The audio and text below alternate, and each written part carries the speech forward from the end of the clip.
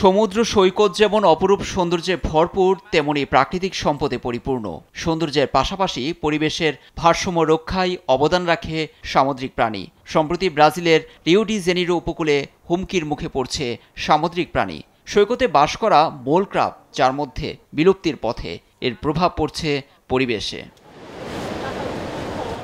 মোল crab ছোট কাঁকড়ার মধ্যে অন্যতম, মূলত বালির নিচেই বাস করে। বালির নিচে থাকায় এই কাঁকড়াকে অনেক সময় বালির কাঁকড়া বা বালির মাছি বলা হয়। হালকা হলুদ ও ধূসর রঙের এ কাঁকড়া এখন প্রায় বিলুপ্তির পথে। এক সময়ে রিও ডি জেনিরোর সমুদ্রে কাঁকড়াটি বিপুল পরিমাণে পাওয়া গেলেও এখন এর অস্তিত্ব পাওয়া কঠিন, এমনটি বলছে রিও ডি জেনিরো ফেডারেল ইউনিভার্সিটির প্রফেসর তাতিয়ানা মেডিরোস বারবোসা।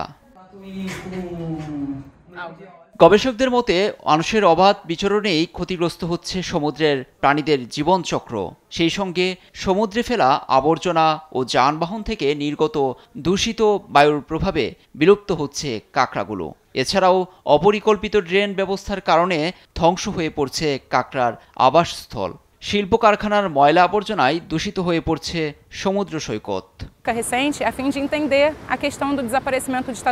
আমরা বালির কাঁকড়াগুলোর বিলুপ্তির কারণ খুঁজছি। এভাবে বিশ্বের অন্যান্য প্রাণীও বিলুপ্তির মুখে। আমরা বিভিন্ন সময়ে কাঁকড়াগুলোর সংখ্যার উপর ভিত্তি করে এর বিলুপ্তির কারণগুলো নির্ণয় করছি।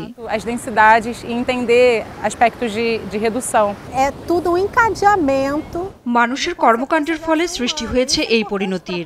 মানুষকে জানানো প্রয়োজন তারা শুধুমাত্র বর্জ্য নিষ্কাশনের মাধ্যমে অনেকটাই পরিস্থিতি নিয়ন্ত্রণে আনতে পারে। সবাই এই বিষয়ে কথা বলে, কিন্তু কেউ পালন করে না।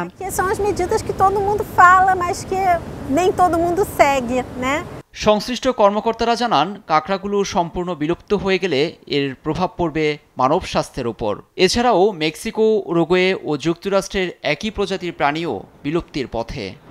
নিউজ ডেস্ক, দেশ টিভি।